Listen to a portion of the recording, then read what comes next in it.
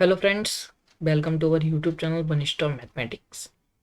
तो यदि आप हमसे बहुत पहले से जुड़े हुए हैं तो आई थिंक आप लोग सरप्राइज होंगे कि मैं अभी तक नहीं आया हूँ।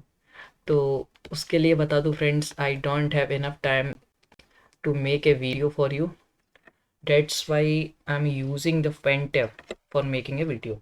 ओके, तो आज हम लोग बात करने वाले हैं बिकॉज बहुत सारे स्टूडेंट्स जो हमारे ग्रुप के थे वो ये कह रहे थे कि सर आप एक वीडियो बनाइए क्योंकि आप बहुत बढ़िया एनालिसिस देते हैं।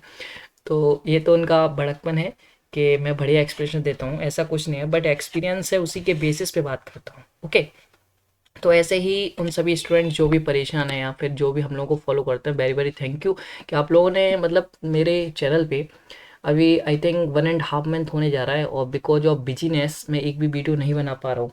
जैसा कि आप लोगों को मैंने पर्सनली मैसेज जिसने किया है उनको मैंने बताया भी था, बट आप लोगों को जितना भी नीड हुआ डॉक्यूमेंट्स वगैरह का वो सब मैंने प्रोवाइड कराया था। हाँ, जो मैंने आपसे प्रॉमिस किया था कि मैं IIT जैम का पूरा कोर्स आपको प्रोवाइड कराऊंगा, बट वो ऐसा नहीं हो पाया बिकॉज ऑफ डिपार्टमेंट इशूज़ वगैरह जहाँ पे मैं हूँ इस वक्त। तो उसके लिए आप सभी से सॉरी कहूँगा। एंड उसके बाद आगे बात की जाए तो अब आपके पास ओनली आई थिंक आप लोगों ने पूरा वर्क किया होगा यदि आपने IIT जैम का फॉर्म भरा है। तो बेसिकली लास्ट जो टिप्स होती हैं कि लास्ट डे आपको क्या करना चाहिए और पेपर में आपको क्या करना चाहिए, क्योंकि ज़्यादातर होता क्या है कि सभी लोग क्या करते हैं पूरे साल मेहनत करते हैं IIT जैम के लिए। एंड पेपर आपका फैब में पड़ता है जो कि 10 फैब 11 फैब जो भी पड़ता है, और इस साल आपका है 14 फैब। ओके, और आज ये वीडियो जो मैं बना रहा हूँ वो है 13 फैब। तो बेसिकली कल आपका पेपर है। तो आपको कुछ मैं टिप्स देना चाहूँगा जो कि मैंने खुद एक्सपीरियंस की हैं, ठीक है, और आई थिंक आपके काम आएंगे इन पेपर जब आप पेपर दे के आओगे। तो वो टिप्स क्या है, तो आप इस वीडियो हो सकता है मे बी जो वीडियो है वो मोर देन 20 या 25 मिनट्स होगी, बट आप पूरी देखेंगे तो आपको कुछ ऐसा मिलेगा जो अभी तक आपने उसको आई थिंक सुना नहीं हो, क्योंकि वो रियलिटी है और उसे आप जितनी जल्दी समझेंगे उतना बेटर आपके लिए होगा। ओके, तो हो सकता है मे बी क्योंकि पेन टैब मेरे लिए नया है, मैं इतना यूजेबल नहीं करता हूँ, तो मे बी राइटिंग इशू रहने वाला है। ओके फ्रेंड्स, तो आप मेरा लैंग्वेज पे और मेरे पॉइंट पे ज़्यादा मार्कर जो मेरा चल रहा है उस पे ज़्यादा ध्यान करना, एंड देन बातें सुनना जो मैं कह रहा हूँ। मैंने कुछ पॉइंट्स लिखे हैं तो उसके ऊपर मैं एनालिसिस करूँगा और बहुत ध्यान से समझना कि कैसे आपको पेपर में अटैम्प्ट करना है, क्या चीज़ें देखनी है और कैसे क्या करना है। तो डेफिनेटली आपके जो मार्क्स हैं और आपकी जो रैंक है वो इंक्रीज़ होने वाली है। और मोर ओवर जो आपको NIT यदि आप अच्छे हैं पढ़ने में और हार्ड वर्क किया है तो जो आपको पेपर में जो फर्स्ट टाइमर हो या फिर सेकंड टाइमर हो कुछ भी हो, तो NITs के बगैर IITs मिल सकते हैं यदि आपने इन सभी चीज़ों को ध्यान रखा। ओके, तो फर्स्ट ऑफ ऑल स्टार्ट करते हैं कि पेपर इस साल कौन कंडक्ट करा रहा है। ठीक है, तो फर्स्ट ऑफ चीज़ जो लोगों को ज़्यादातर लोगों को पता ही होती है, बट जिसको नहीं पता है उसको मैं बता दूं कि इस साल जो IIT 2021 का जो पेपर कंडक्ट करा रही है वो है IISc बैंगलोर।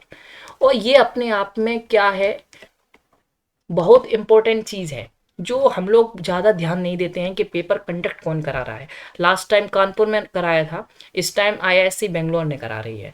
अब आपको यहीं से क्या चीज़ निकल के आती है उस पर हम ज़्यादा फोकस करते हैं। देखो, मैथमेटिक्स अभी आप पढ़ रहे हो सकता है आपको किसी ने बताया हो, और मैंने भी निरे टाइम्स बोला है कि मैथमेटिक्स आगे जब आप पढ़ोगे तो मैथमेटिक्स 2 पार्ट्स में डिवाइड होती है, और बेसिकली अभी भी आप मैथमेटिक्स प्योर से ही देने वाले हो। ठीक है, तो ये बेसिकली मैं प्योर पे ज़्यादा फोकस कर रहा हूँ, मैं खुद ही प्योर मैथमेटिक्स से आगे हूँ। तो प्योर मैथमेटिक्स को आपको बताऊंगा। देखिए, IISc बैंगलोर जो है वो प्योर मैथमेटिक्स के लिए बहुत फेमस है अपने रिसर्च प्रोग्राम के लिए। और आप लोगों ने नाम सुना होगा, आई थिंक ये भी कहना गलत नहीं होगा कि इंडिया की वन ऑफ द बेस्ट जो आप कहना चाहें तो वो यहाँ इसे कह सकते हैं। तो बेसिकली जो आपका IIT का पेपर जो फ्रेम हो रहा है इस साल वो IISc बेंगलोर कर रही है, और उसे का रिसर्च प्रोग्राम यदि आप जाएंगे तो प्योर के लिए बहुत बेस्ट है। बहुत बड़े बड़े मैथमेटिशियन या फिर बहुत बड़े बड़े रिसर्च पेपर यहाँ से निकले हैं बेसिकली लेटेस्ट ईयर्स में। यदि आप इंटरेस्टेड होंगे, आपने देखे होंगे रिसर्च पेपर क्या होते हैं पता हो, तो आपको नॉलेज होगा कि हाँ IISc बेंगलोर क्या चीज़ है। ठीक है, तो ये आपका फर्स्ट पॉइंट है। अभी पता चलेगा, मैंने ये चीज़ आपको सबसे पहला टॉपिक ये रखा क्योंकि बच्चे इसको फोकस ही नहीं करते कि पेपर कौन बना रहा है, और उसका उस यूनिवर्सिटी या उस जो कोई भी चीज़ बना रही है उसका जो इंटरेस्ट है वो किस पार्ट में ज़्यादा है। तो ऐसा नहीं है कि आईआईएससी बेंगलोर में अप्लाइड है ही नहीं, बट इंटरेस्ट की बात होती है, हर पेपर में एक इंटरेस्ट होता है, उसको आपको देखना पड़ेगा। ओके, तो यहाँ पे आईआईएससी बेंगलोर का मोस्ट ऑफ द पार्ट ये प्योर के ऊपर, प्योर यूनिवर्सिटी है बेसिकली, ध्यान रखना आप, प्योर आईआईएस बिल्कुल प्योर। ओके, तो इसका जो मेन फोकस रहता है तो वो प्योर में रहता है। ठीक है, तो इस बात को जितनी जल्दी आप समझेंगे वो बेटर रहेगा। तो अब बात आती है कि प्योर के टॉपिक्स कौन से होते हैं और अप्लाइड के टॉपिक कौन से होते हैं। ठीक है, और देखो कुछ टॉपिक्स अप्लाइड के ऐसे होते हैं लाइक डिफरेंशियल इक्वेशन, जिसको प्योर वे में पूछा जाता है। ठीक है, तो first of all real analysis की बात की जाए, रियल, ठीक है, ये आपको सभी को पता है कि ये आपका क्या है, प्योर टॉपिक है। देन आपको लीनियर की बात की जाए, एंड देन आपको ग्रुप की बात की जाए, ग्रुप थ्योरी। ठीक है, हो सकता है राइटिंग थोड़ा गंदा आएगा, बट आपको समझने में कोई दिक्कत नहीं होगी जो मैं बोलूँगा। ठीक है, वो इंपॉर्टेंट है, नॉट ए राइटिंग। ठीक है, राइटिंग इन सब के नाम आपको पहले से ही पता रहते हैं, तो इतना इशू नहीं है इसमें। तो रियल हो गया, लीनियर हो गया और ग्रुप थ्योरी हो गया। ठीक है, अब ये होते हैं आपके प्योर टॉपिक्स।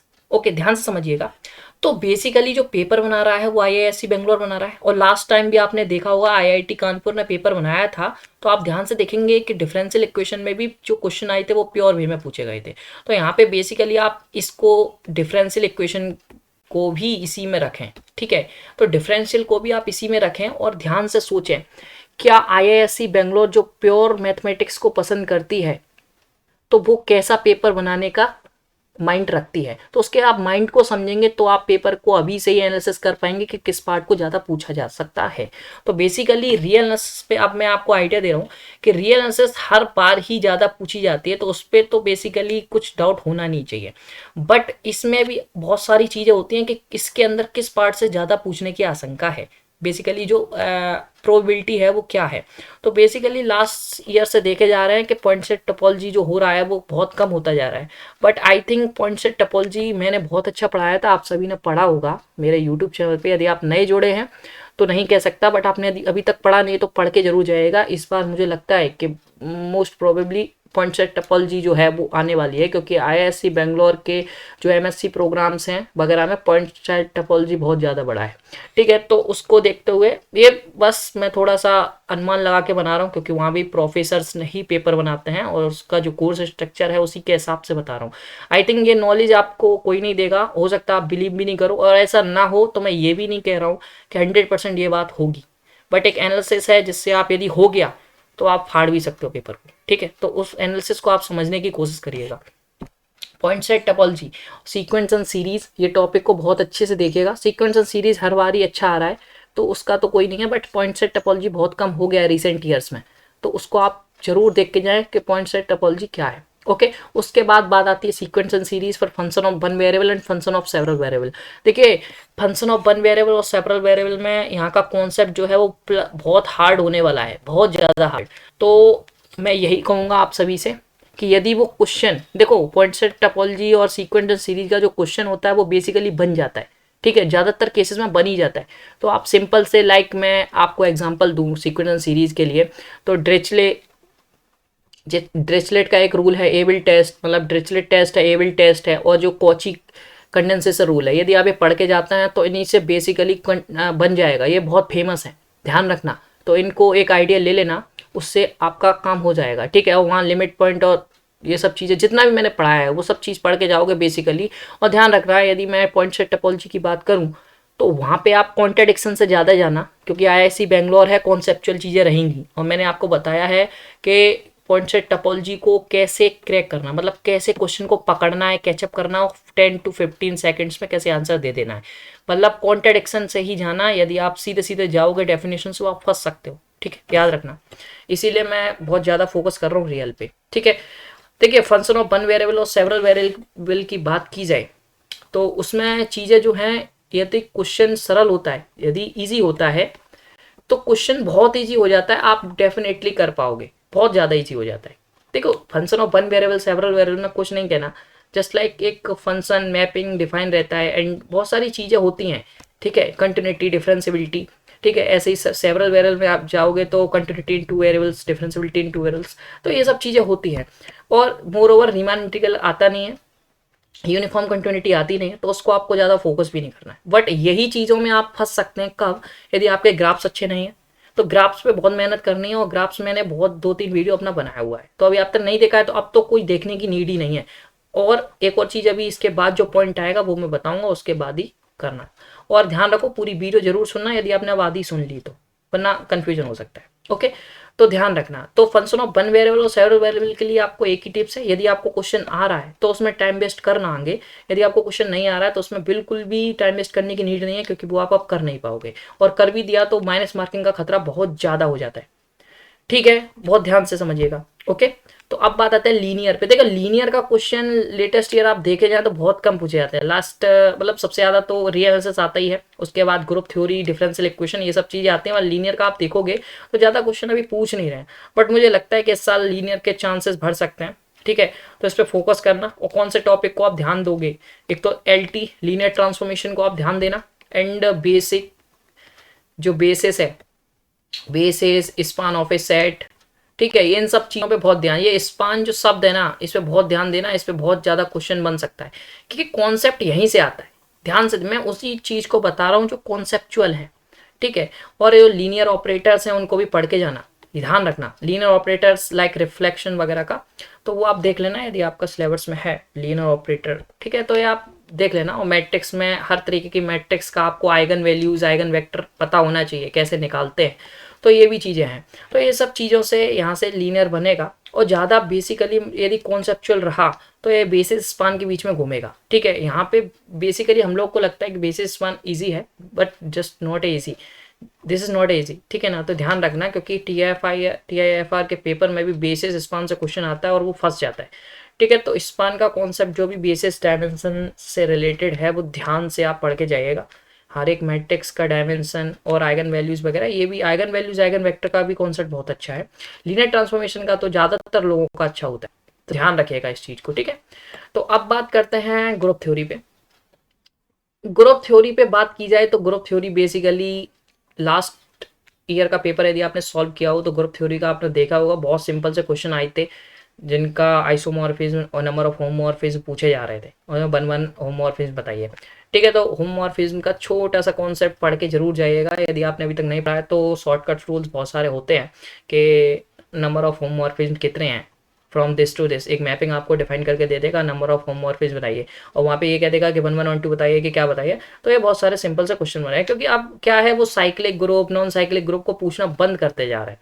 तो आई थिंक, मुझे नहीं लगता बट कि ये होमोमॉर्फिज्म पे ज़्यादा जाएंगे, मुझे यही लगता है ये प्रॉपर जो पूछा जाता था उसी पे जाएंगे।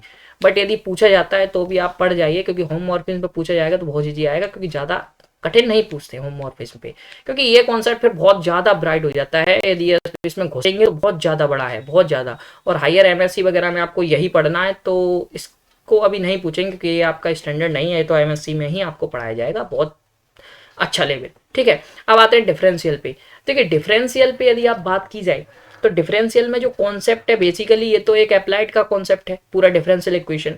बट जो IISc बेंगलोर पूछेगी वो आपसे नंबर ऑफ जीरोज और फंक्शन, मतलब जो डिफरेंशियल आती है वो बेसिकली IISc बेंगलोर ऐसे नहीं पूछेगी कि आप सॉल्यूशन निकालिए। कोई आपको डिफरेंशियल इक्वेशन दे दिया जाता है और आपसे कहता है कि सॉल्यूशन फाइंड आउट करके दीजिए, बिल्कुल भी नहीं पूछेगी। वो ये पूछेगी, आपको एक डिफरेंशियल इक्वेशन देगी और ये कहेगी इस सॉल्यूशन के पास, इसके सॉल्यूशन के पास कितने, मतलब सॉरी, इस डिफरेंशियल इक्वेशन के पास किसने सॉरी कितने सॉल्यूशन एग्जिस्ट कर रहे हैं, infinitely many, only 2 solution, unique solution.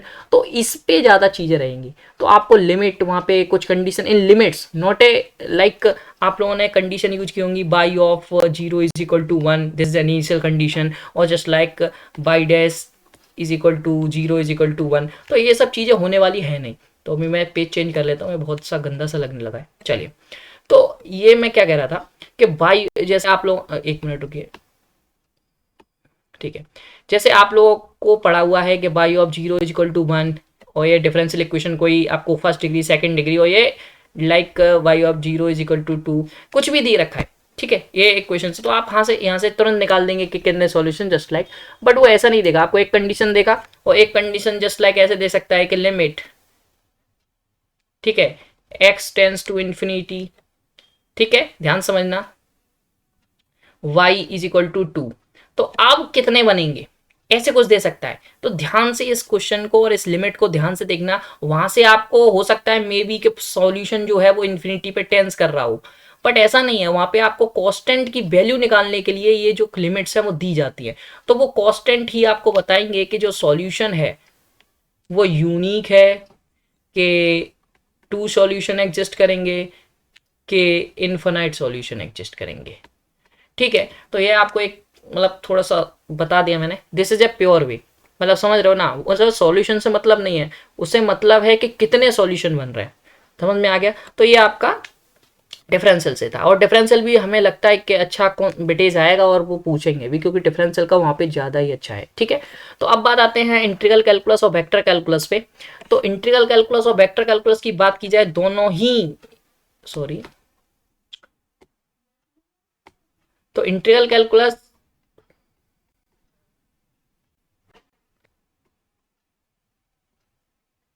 और वेक्टर कैलकुलस,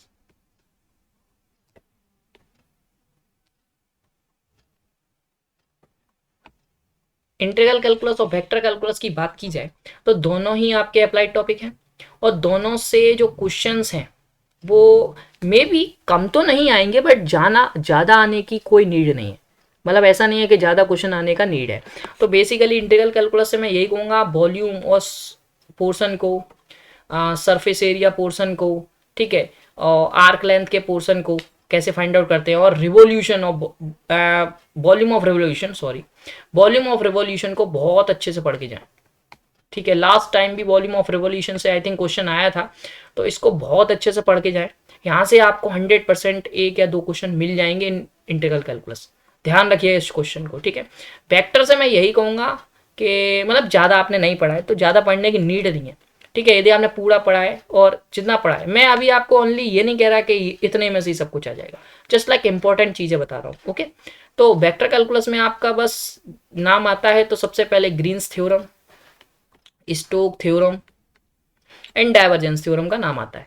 बेसिकली जो मतलब पढ़ा हुआ होगा इन्हें, तो मैं केवल ये तीन थ्योरम बता रहा हूँ, बट ये तीन थ्योरम को समझने के लिए ही आपको पूरी वेक्टर कैलकुलस चाहिए होती है।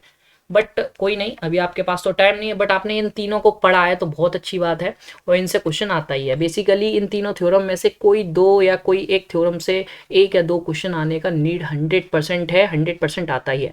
फिर टेंजेंट प्लेन्स वगैरह ट्रेसिंग पे वगैरह आ सकता है, सरफेस एरिया फाइंड आउट कराने के लिए यहाँ से रिलेट भी कर सकता है, तो वो सब चीज़ें रहती हैं। तो आई थिंक बेसिकली आपको एक आइडिया हो गया कि किस टॉपिक से क्या चीज़ बहुत इंपॉर्टेंट है आईआईएससी बेंगलोर के नज़रिए से।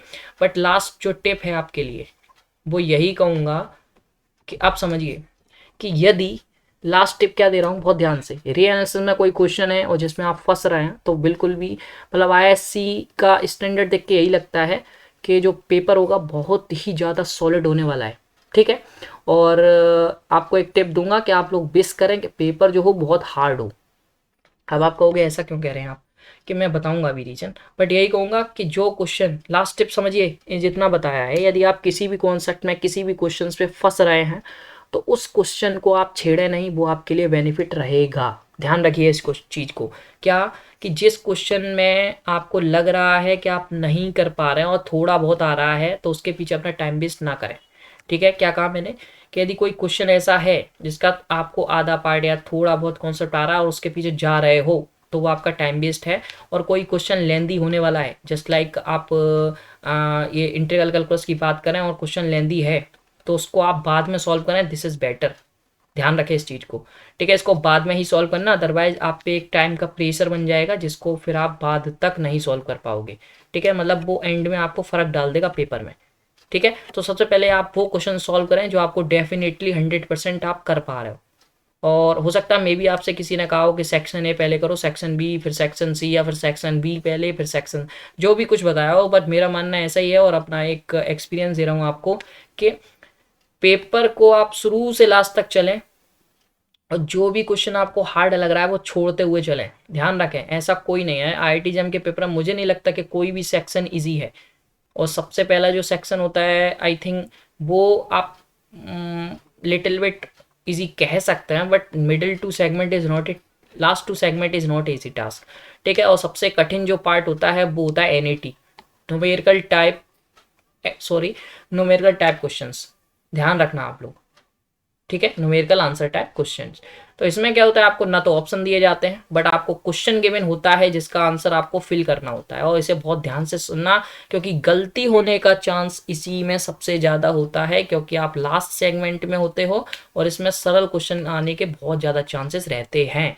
तो मेरा मानना यही है कि आप लेंदी क्वेश्चन में जो टिप है वो बहुत ध्यान से सुनिएगा, ये लास्ट टिप अपना एक्सपीरियंस के थ्रू आपको शेयर कर रहा हूँ कि शुरू से एंड तक आप क्वेश्चन पेपर करिए ध्यान से और टाइम से, तो मतलब वो मत देखो हर एक क्वेश्चन पे आपको लाइक 3 आवर्स देंगे वो, या फिर हाँ IIT JAM में तो 3 आवर्स होते हैं, तो हर एक क्वेश्चन को आपको 3 मिनट मिलेगा। तो बेसिकली ऐसा तो है नहीं कि आप 60 ही अटेम्प्ट कर लोगे, आप समझ रहे हो ना मेरी बात को, ठीक है। यदि आप 40 भी अटेम्प्ट कर रहे हो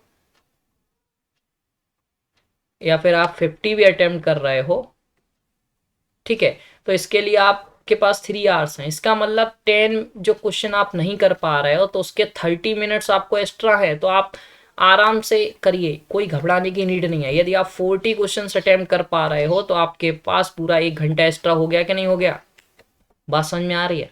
तो ऐसा घबराने की नीड नहीं है क्योंकि आपको 60 क्वेश्चन तो आने वाले हैं नहीं, और बाई चांस आपको आ रहे हैं 60 क्वेश्चंस तो आप 100% टॉप करने वाले हैं, अदरवाइज आप घबराएं नहीं। ये बहुत इंपॉर्टेंट वर्ड है, घबराना, ठीक है। तो यदि आप घबरा गए तो वहीं काम खत्म हो जाएगा, ठीक है। और एक और चीज जो होती है वो क्या है, how much syllabus do you cover, कि मतलब आपने कितना सिलेबस कर रखा है। तो बेसिकली मैंने जितना आपको बताया है, और यदि उसमें से आपने बहुत सारी चीज़ें नहीं पढ़ी हैं कोई बात नहीं है, कोई बात नहीं है, बट क्या है आपको क्या करना है, बिलीव, क्या करना है, believe on your hard work जो आपने पूरे साल किया है, ठीक है। ये बिलीव सब बहुत इंपॉर्टेंट है, जो आपने पूरे साल जो भी चीज़ें पढ़ी हैं for IIT JAM entrance exam, उस पर आप बिलीव करो। और बिल्कुल भी, और बिलीव किस पे नहीं करना है, आपने हो सकता है टेस्ट सीरीज ज्वाइन की हो, ठीक है, आपने टेस्ट सीरीज ज्वाइन की होगी, आई नो कि IIT JAM का जो एस्पिरेंट्स है वो टेस्ट सीरीज ज्वाइन करता ही है।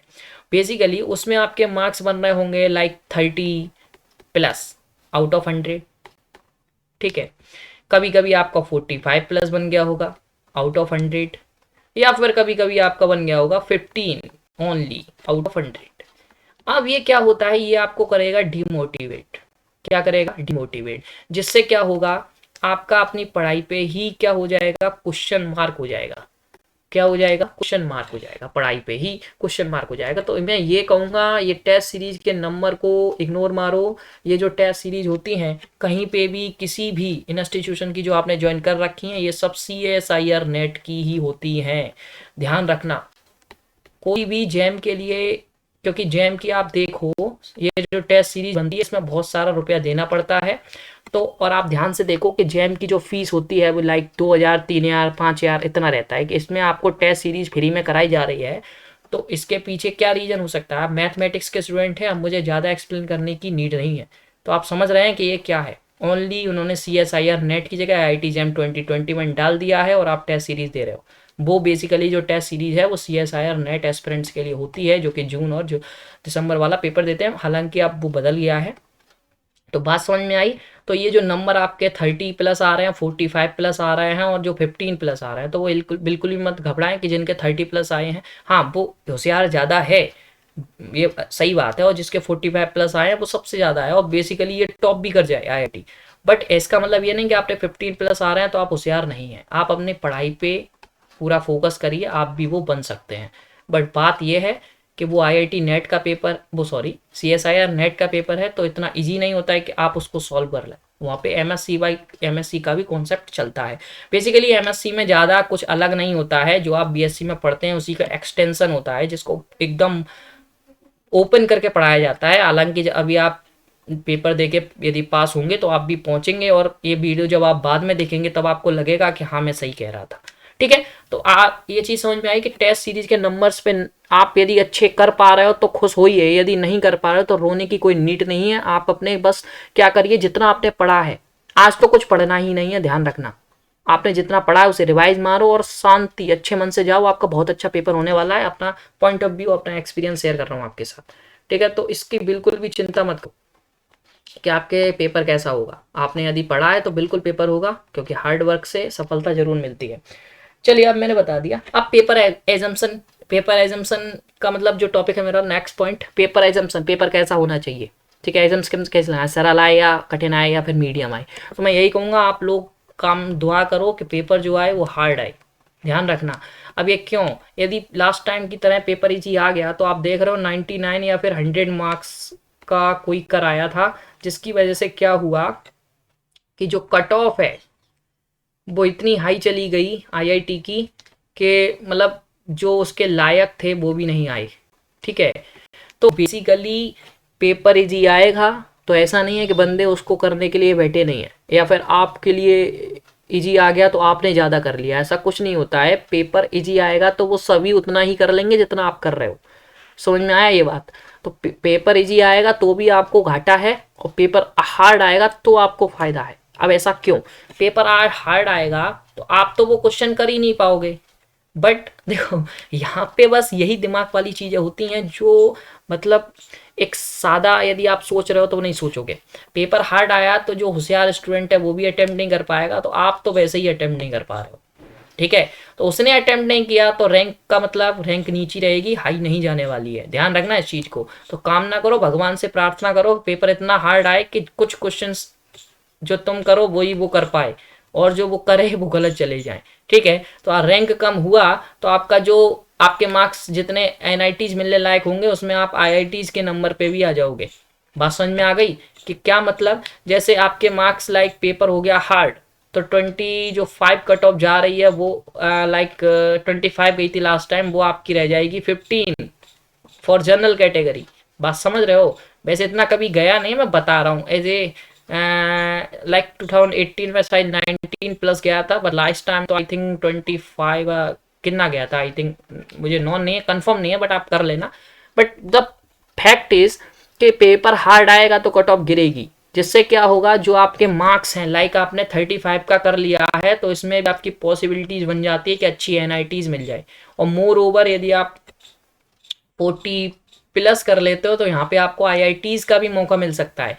और ये पेपर इजी आ गया तो 40 प्लस में भी आपको अच्छी एनआईटीज नहीं मिलेगी। समझ रहे हो बात को, बात समझ रहे हो कि नहीं समझ रहे हो। ये कॉन्सेप्चुअल चीज़ें हैं जो आपको दिमाग लगाना है और भगवान के ऊपर छोड़ना है। वैसे तो खैर भगवान के हाथ में सब दे दोगे तो हम लोग क्या करेंगे, ठीक है।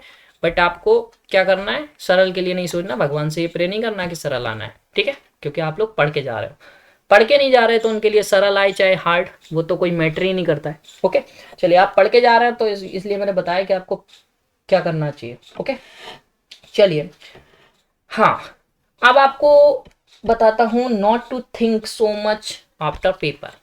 आप पेपर दे के आते हैं, उसके बाद आपको ज़्यादा सोचना नहीं है। मान लो पेपर आप दे के आई, ठीक है, उसके बाद आप ये सोच रहे हो कि पेपर कैसा हुआ, अच्छा नहीं हुआ यार, पूरी मेहनत बेकार चली गई, और ये सब बातें सोच रहे हो। क्योंकि क्या होता है, बच्चा 1 साल मेहनत करता है एंड देन पेपर में, देखो ऐसा तो है नहीं है कि 20,000 लोग पेपर डाल रहे हैं तो सभी का ही अच्छा हो जाए। उसमें से तो कुछ ही बच्चे सेलेक्ट होंगे। आपको पता ही होगा आईआईटी में कितनी सीट है, बहुत ज़्यादा है ना, तो इसी वजह से तो कुछ ही बच्चे सेलेक्ट होते हैं। तो इस पे आपको क्या सोचना है, पॉजिटिव थिंकिंग में चाहिए। यदि आपका पेपर नहीं अच्छा होता है तो बेसिकली आपको फेलियर से सीख लेना चाहिए कि अभी हमारे पास कुछ ख़त्म नहीं हुआ है। अभी भी मैं आपको बता दूं, आप इस वीडियो को जब आपका पेपर यदि अच्छा नहीं हो, ध्यान रखना ऐसा कुछ नहीं है कि आईआईटी जैम से कोई बढ़िया इंस्टीट्यूशन नहीं है पढ़ने के लिए, या फिर आईआईटी जैम की टक्कर का नहीं है। मोर ओवर आईआईटी जैम में पीएचडी का भी कोई फ्यूचर है ही नहीं बेसिकली, यदि देखा जाए। यदि आप प्योर मैथमेटिक्स और अच्छी यूनिवर्सिटी से करना चाहते हैं, तो यदि आप पीएचडी वगैरह आगे पढ़ना चाहते हैं तो ये बस मोटिवेशन के लिए कह रहा हूँ। ऐसा नहीं है कि आईआईटी से बिल्कुल बेकार है, बट आईआईटी से भी पीएचडी यदि आप करोगे तो उतना नहीं है जितना एक सादा यूनिवर्सिटी का पीएचडी बहुत अच्छा है। यदि आपने सुना हो एससीयू का नाम, हैदराबाद सेंट्रल यूनिवर्सिटी, आपने सुना हो दिल्ली यूनिवर्सिटी का नाम, आपने सुना हो जेएनयू का नाम, ठीक है। तो ये भी यूनिवर्सिटी अपने आप पे कम नहीं है इन रिसर्च प्रोग्राम, ठीक है। एमएससी भी इनका बहुत बढ़िया है, तो इनके भी एंट्रेंस आगे लगे हुए हैं, बस सबसे पहले आईआईटी जैम का होता है। तो बस उस पेपर में यदि आपका बहुत अच्छा पेपर जाता है तो very good, best of luck for your paper for tomorrow, कि आपका अच्छा ही हो। आई विश कि आपकी मेहनत जो आपने की है उस पर कोई भी चीज़ आपको रोक नहीं पाए। बट बाई चांस कोलैप्स हो जाता है, और कोलैप्स बेसिकली होता ही है, उसी को रोकने के लिए ये वीडियो बेसिकली बनाई है कि आपको किस पे फोकस करना है, किस पे नहीं करना है, कैसे आपको पेपर करना है। क्योंकि बेसिकली क्या होता है, जब लास्ट टाइम पे आपका 30 मिनट, ये आपका कंप्यूटर है और यहाँ पे आपकी टाइमिंग चलती है, तो जब लास्ट के 30 मिनट्स उल्टे चलते हैं तो आपका दिमाग भी उल्टा ही चलने लगता है, ध्यान रखना।